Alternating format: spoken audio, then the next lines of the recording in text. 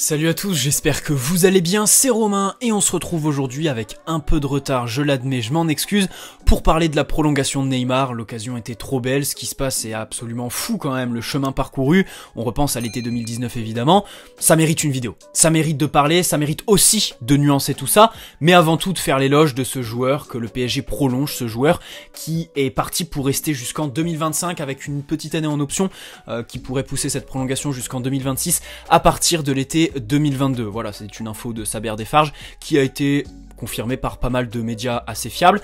Donc voilà, Neymar qui prolonge, c'est enfin officiel, hein, ça faisait depuis le mois de février, je crois que ça traînait. Les rumeurs avec le Barça qui redevenaient insistantes et surtout très chiantes, très redondantes parce que pas du tout crédibles. Et je vais faire le lien avec mon introduction tout simplement. Cette prolongation, elle est logique. C'est le résultat de la logique pure et dure. Aujourd'hui, il y a le Covid. Qui aurait pu se permettre Neymar ? Manchester United ?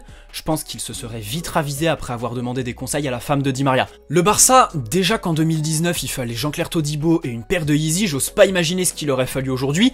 Et enfin le Real Madrid, Neymar a longtemps fait rêver Florentino Pérez, qui aujourd'hui est plus occupé à tuer le football au nom des soi-disant jeunes qui n'arrivent pas à regarder 90 minutes d'un match, et surtout il est focalisé sur le Covid et des joueurs comme Haaland et Kylian Mbappé. Dans tout ça, Neymar a entamé un chemin de la rédemption absolument magnifique auprès des supporters et surtout auprès du club parisien, tout simplement, puisque depuis l'été 2019, on a un Neymar qui s'est transcendé, qui s'est métamorphosé, qui aujourd'hui est à fond dans le projet.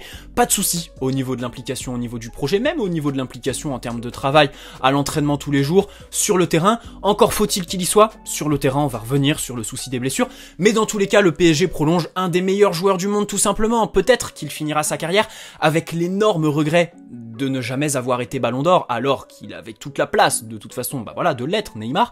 On sait tous que ça pourrait être éventuellement le regret de sa carrière. Mais dans tous les cas, c'est un joueur absolument fantastique qui nous offre tout simplement sa fin de carrière. Et pour moi, c'est un message incroyable, un énorme signal qui est envoyé que d'offrir sa fin de carrière à 29 ans en prolongeant jusqu'en 2025 avec le PSG. Alors on va commencer avec le financier, tiens, c'est le plus facile.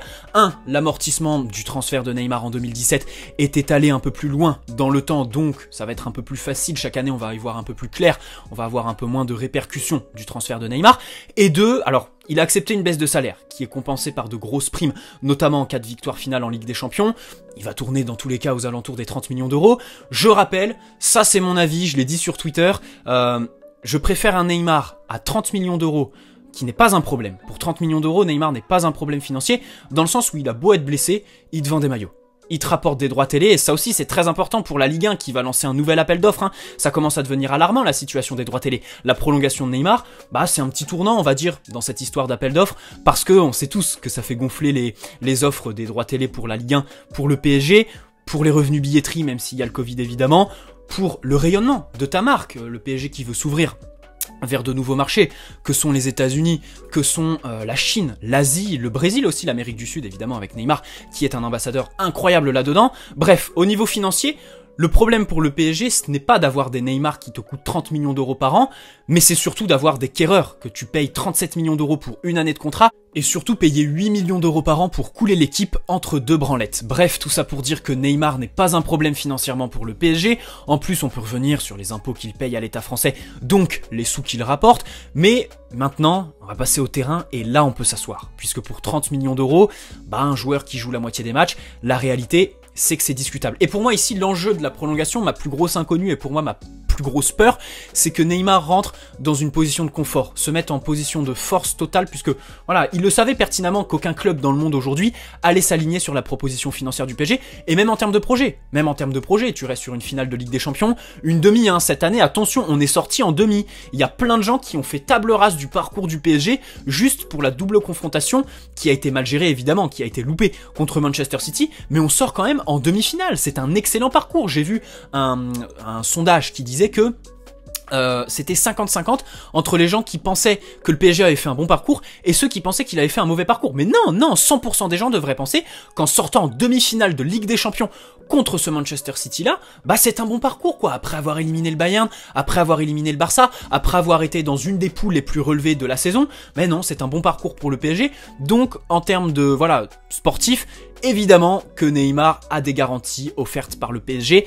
Au niveau du mercato, c'est un peu plus flou, hein, on sait tous que le PSG niveau mercato c'est un peu plus défaillant. Je suis pas sûr que Neymar se réjouisse de jouer aux côtés de Bakker, et ça Mbappé il l'a très bien compris puisqu'il en a fait l'enjeu numéro 1 de sa prolongation.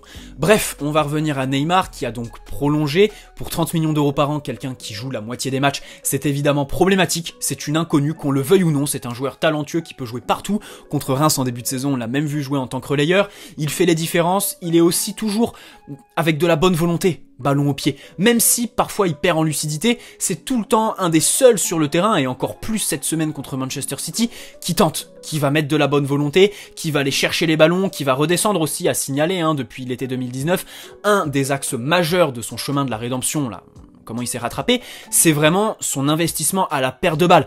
En termes de pressing, pour engager le pressing, il est très très bon pour aller, voilà, resserrer les angles des premiers relanceurs pour les pousser à jouer long, et évidemment, bah, dans les replis. Donc ici, pas de débat, tu prolonges un des joueurs les plus talentueux du monde, une marque, évidemment une des plus grosses marques du monde en termes de rayonnement, et puis un joueur qui sait comment gagner la Ligue des Champions, qui veut la gagner avec toi, et qui, lorsqu'il a été sur le terrain, t'a mené en finale et en demi-finale. Même si à tout ça, il y a une nuance qui réside, voilà, dans son manque de réalisme. Je parlerais même de malédiction pour Neymar, parce que c'est vraiment bizarre. Son match contre l'Atalanta, son match retour contre le Bayern, il manque vraiment de réalisme, il n'arrive pas à concrétiser, il manque de lucidité dans les derniers mètres, dans le dernier geste. Peut-être que c'est à cause de la surresponsabilisation de Neymar dans les gros matchs, c'est-à-dire que le problème du PSG aujourd'hui, c'est pas d'avoir mis 222 millions d'euros sur Neymar ou 400 millions d'euros sur 2 joueurs, parce que derrière on a investi plus de 200-300 millions d'euros sur 6 ou 7 joueurs. J'entends Kehrer, j'entends Icardi, des joueurs qui n'ont pas le niveau, et du coup tu te retrouves avec l'exemple parfait, c'est Verratti. On tombe sur Verratti, mais à chaque fois il joue pour 3. À chaque fois c'est le seul milieu de terrain qui sort du lot et qui est obligé de jouer pour les 3 autres. Voilà, qui est obligé de faire tout au milieu de terrain. Il est au four et au moulin. En plus cette année il est pas aidé par Pochettino qui l'a mis à un poste un peu hasardeux où il a pas vraiment de rôle défini. Mais dans tous les cas, le problème du PSG, c'est pas d'avoir des individualités qui te coûtent 10 fois trop cher, mais c'est surtout d'avoir mis des 40-50 millions d'euros sur des joueurs qui n'ont tout simplement pas le niveau et qui te créent un fossé entre tes titulaires et tes remplaçants qui est absolument incroyable. Et c'est là l'énorme différence avec le Manchester City qu'on a affronté ou le Chelsea de Thomas Tuchel. Ce sont des équipes qui ont un 11, voilà, mais dès que tu sors un joueur du 11, le mec qui rentre à sa place, eh bien, il crée pas de défaillance, il n'y a pas de différence de niveau, tu vois ce que je veux dire? Même si évidemment on peut revenir sur le fait d'avoir investi 400 millions d'euros sur 2 joueurs qui tactiquement, t'es obligé de construire autour d'eux. Voilà, c'est pas eux qui sont pour toi, mais c'est toi qui es pour eux. Et ça, c'est problématique, hein. Tous les entraîneurs, rencontrent cette problématique.